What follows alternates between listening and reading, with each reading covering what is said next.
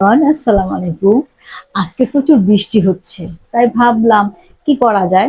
তখন মনে পড়ে গেল আমার ছোটবেলার কথা। আমার মা তখন চাল ভাজতো, তারপরে আলু দিয়ে চিপস বানিয়ে রাখতো, ওটা আমাদের ভেজে দিত।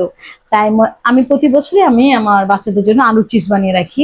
তা আজকে আমি সেই আলুর চিপস আর চাল ভাজা দেখাবো। চলুন দেখি।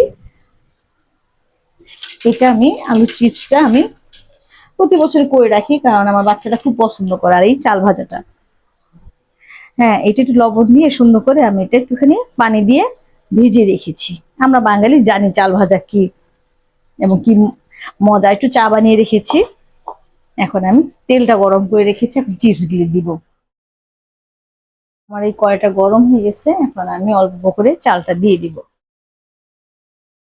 আমি এখন একটু পপকর্ন ভাজবো, যেহেতু বাচ্চারা যদি চাল ভাজা না খায় একটু পপকর্ন ভেজে দেই, কারণ এখনকার যুগে বাচ্চারা তো চাল ভাজা চিনেই না।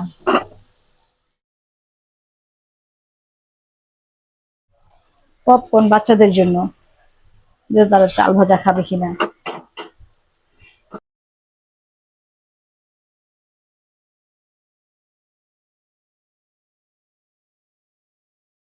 প্রিয় দর্শক, হয়ে গেল অনেক আগে ছোটবেলায় যে আমরা খেতাম সেই চাল ভাজা, আলুর চিপস, আর এখনকার যুগে বাচ্চাদের জন্য পপকর্ন।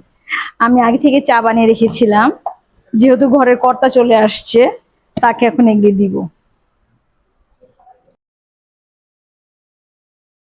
কোনো রেসিপি না, এটা জাস্ট আমরা ছোটবেলায় যে খেতাম সেটা হঠাৎ করে মনে হলো, তা আমি করে ফেললাম। কারণ আমি ছোটবেলায় মা এগুলি করে দিত, খেতাম।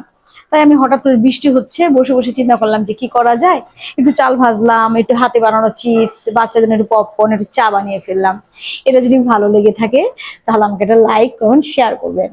আসসালামু আলাইকুম।